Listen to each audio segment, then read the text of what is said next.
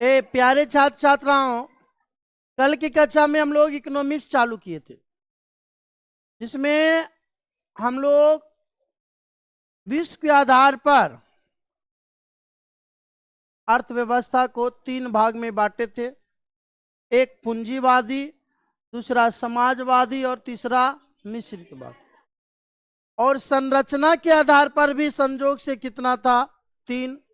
प्राथमिक क्षेत्र, द्वितीयक क्षेत्र और तृतीयक क्षेत्र। और हम डिस्कस किए थे आर्थिक क्रिया।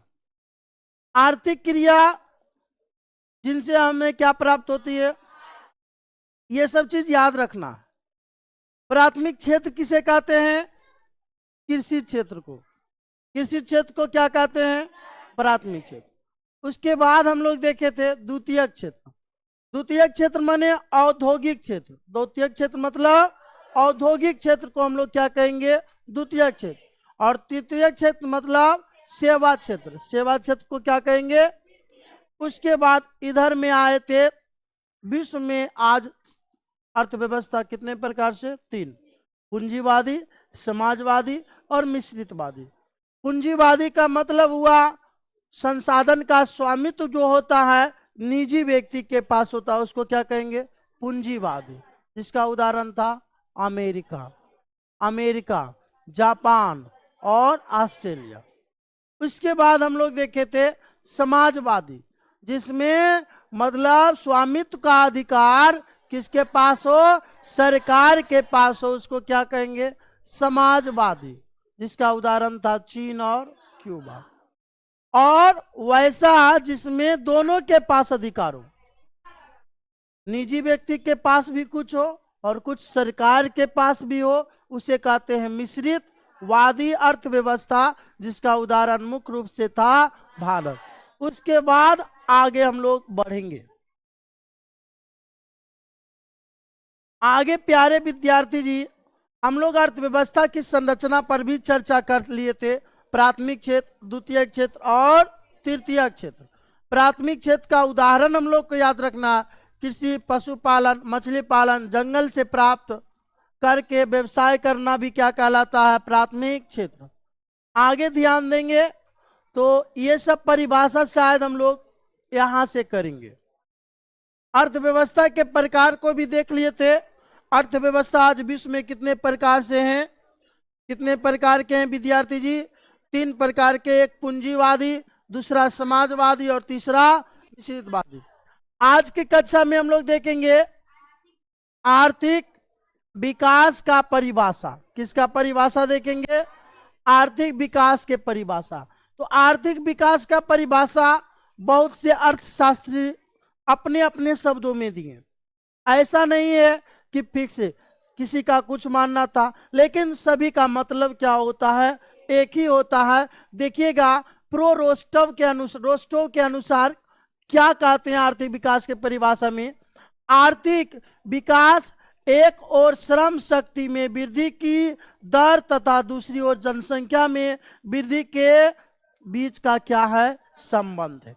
आर्थिक विकास का परिभाषा रोस्टोव जी बताते हैं, आर्थिक विकास एक और श्रम में वृद्धि की दर। श्रम में वृद्धि की दर मतलब मजदूरी में, श्रम मतलब मजदूरी में वृद्धि की दर, और दूसरी ओर जनसंख्या में वृद्धि के बीच का क्या है? संबंध है। तो प्रो मेयर एवं बॉल्डविन बताते हैं, इनके अनुसार क्या है? ध्यान देंगे, ये क्या कहते हैं?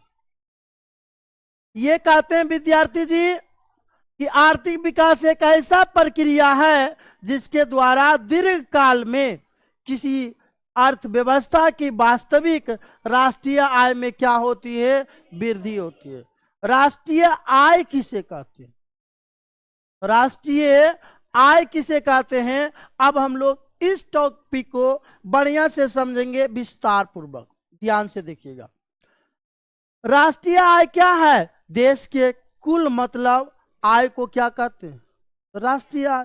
देश के पूरे आय को कौन सी आय कहते हैं? राष्ट्रीय आय कहेंगे। आप ध्यान देंगे, आर्थिक विकास और पहली बात आया आर्थिक वृद्धि में क्या अंतर? आर्थिक विकास और आर्थिक वृद्धि में ज्यादा अंतर कुछ खास नहीं है। नहीं के बराबर अंतर है। आर्थिक विकास क्या कहलाता है? आर्थिक विकास शब्द का प्रयोग विकासशील देशों के लिए किया जाता है। विकासशील मतलब जैसे विकासशील देश में कौन है? अपना भारत। लेकिन आर्थिक वृद्धि का प्रयोग विकसित देशों के लिए किया जाता है, जैसे कौन है? अमेरिका। अमेरिका कैसा देश है? विकसित। और विकासशील में भारत। तो विकासशील देशों के लिए प्रयोग करने वाले शब्द को आर्थिक विकास, और जो विकसित देश होता है उसके लिए आर्थिक वृद्धि। कोई बड़ा अंतर है? आप ध्यान देंगे नोट करके। आर्थिक विकास और आर्थिक वृद्धि शब्द में कोई खास अंतर नहीं है, दोनों एक दूसरे के अर्थ में क्या है? प्रयुक्त है। आर्थिक विकास और आर्थिक वृद्धि के स्थान पर आर्थिक प्रगति शब्द का प्रयोग किया जाता है। नंबरिंग थोड़ा गड़बड़ा गया, 2 नंबर रहना चाहिए। आर्थिक विकास और आर्थिक वृद्धि स्थान पर आर्थिक प्रगति शब्द का क्या किया जाता है? प्रयोग किया जाता है। और आगे याद रखेंगे, आर्थिक विकास आर्थिक नियोजन के द्वारा होता है। सबसे इंपॉर्टेंट पॉइंट आया आर्थिक नियोजन। इसको हर हाल में हम लोग को याद रखना है। किसको? आर्थिक नियोजन को। इस टॉपिक को हम लोग हर हाल में याद रखेंगे। कौन नियोजन को? आर्थिक नियोजन। राष्ट्र की प्राथमिकताओं के अनुसार, राष्ट्र के प्राथमिकताओं के अनुसार देश के संसाधन का विकासात्मक क्रियाओं में उपयोग करना आर्थिक नियोजन कहलाता है। बहुत अच्छी बात है। राष्ट्र की प्राथमिकताओं के अनुसार, राष्ट्र मतलब देश के, प्राथमिकताओं माने आगे कर करके देश के संसाधनों का, संसाधन मतलब जान रहा है ना, हमारी जरूरतमंदों को क्या करता है? पूरा करता है। उसे ही क्या कहते हैं? संसाधन। संसाधनों का विकासात्मक क्रियाओं में उपयोग करना क्या कहलाता है? आर्थिक नियोजन कहलाता है। भारत में आर्थिक नियोजन योजना आयोग के द्वारा किया जाता है। एकदम VVI क्वेश्चन ऑब्जेक्टिव में खूब पूछता है विद्यार्थी जी, भारत में योजना आयोग किसके द्वारा किया गया है? आर्थिक नियोजन के द्वारा। योजना आयोग बहुत बड़ा एक टॉपिक है, बहुत बड़ा एक मुद्दा है। योजना आयोग का गठन हुआ था। योजना आयोग से रिलेटेड कितनी बात हम लोग जानेंगे। देखो, योजना आयोग के पदेन अध्यक्ष भारत के क्या होते हैं? प्रधानमंत्री। योजना आयोग के पदेन अध्यक्ष कौन होते हैं? ये क्वेश्चन ऑब्जेक्टिव में पूछता है। योजना आयोग के पदेन अध्यक्ष कौन होते हैं? भारत के प्रधानमंत्री। योजना आयोग के पदेन अध्यक्ष भारत के प्रधानमंत्री। योजना आयोग का गठन जो हुआ था 15 मार्च 1950 को किया गया था। योजना आयोग का गठन कब किया गया था? 15 मार्च 1950 को योजना आयोग का गठन हुआ। और योजना आयोग के एक उपाध्यक्ष और 8 क्या थे? सदस्य। योजना आयोग में एक उपाध्यक्ष रहा और 8 को क्या रहा?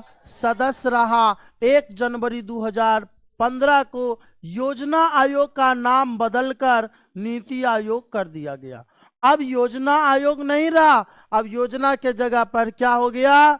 नीति आयोग। वही आयोग, मतलब योजना आयोग जो पहले था अभी क्या हो गया है? नीति आयोग। अब तुमसे पूछेगा कि योजना आयोग को नीति आयोग में कब बदला गया?